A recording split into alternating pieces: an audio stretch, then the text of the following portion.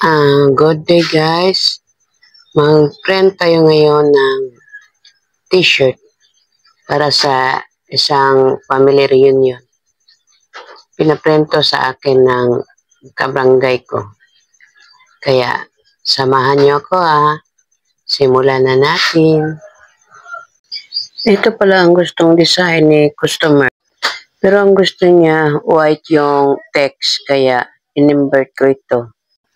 At ito na, pinadtf ko na, kaya lang baliktad yung iba. Nung pinadtf ko na, kaya nagpa-DTF ako uli, kalahati. Limitan ko pala yan ng ibang mga karakter kasi sayang yung space. Yung head press, nakasetting na nung una kong print, kaya di ko na binago. At hintayin na lamang natin to na umabot to sa init na nakasetting dito para makapagsimula na tayo. At ngayon kasi umabot na sa nakasetting yung init niya, magsimula na tayo. I-pre-press muna natin tong t-shirt para mawala yung usot bago natin ilagay yung design. In 5 seconds under 160 degrees Celsius.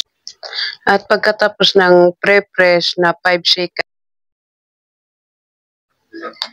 ilagay na natin ang ating design at siguraduhin natin naka-sentro ito sa center ng t-shirt.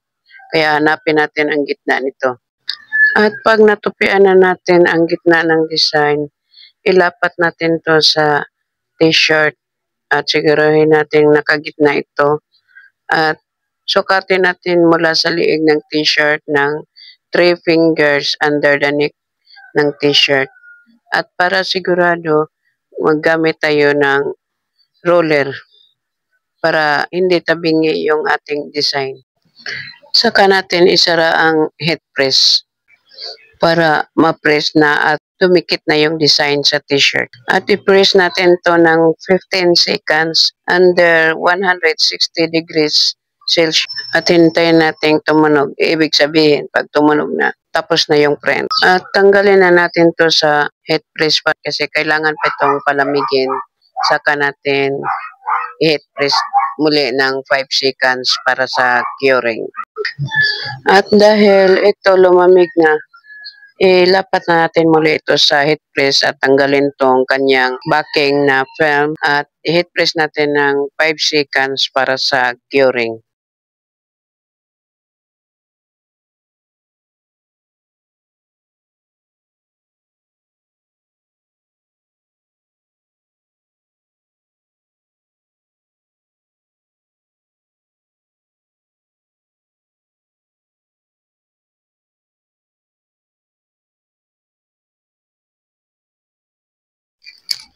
At ito na guys, ang aking finished product. Tingnan nyo guys. Yan. Rami-rami to. Yan. Yan.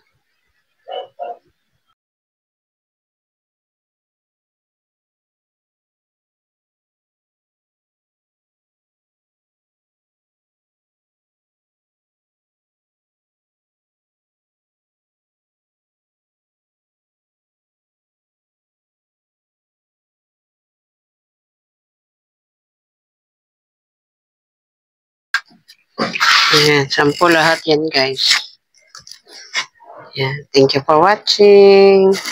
At shout out sa nagpa-print nito.